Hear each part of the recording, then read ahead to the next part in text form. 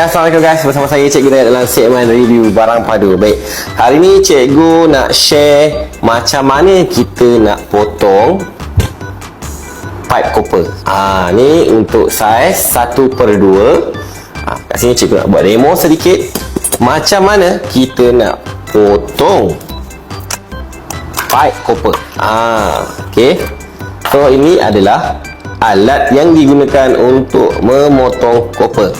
Baik, cara dia tuan-tuan, dekat sini dia ada 2 roller. Okey, dan bahagian atas dia adalah cutter ataupun pisau dia. So tuan-tuan perlu meletakkan di bahagian tengah-tengah roller, tak boleh belakang sekali. Sebab bila tuan-tuan terletak belakang, dia tak akan dapat satu potongan yang cantik. Kemungkinan dia akan lari-lari nanti rosak copper tuan-tuan. Okey, so macam mana cara dia? Tuan-tuan letakkan di bahagian tengah-tengah roller. Okey. Kemudian kita gerakkan, pusingkan. Okey, so macam inilah keadaan dia. Okey, di tengah-tengah roller. Kemudian kita ketatkan sedikit, jangan sampai kemek, just nice saja.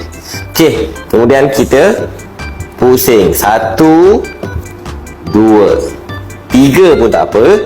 Kita ketatkan sikit, kemudian kita pusing lagi 2 3, ketatkan lagi sehingga dia putus dengan sendirinya. Okey, ketatkan lagi.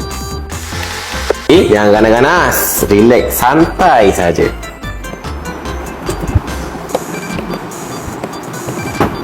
Ketatkan lagi, pusing. Nampak tak?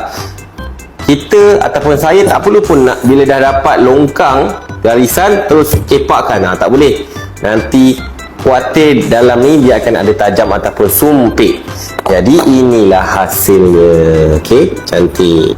So untuk hari ni saya share macam mana kita nak potong copper dengan menggunakan cutter copper.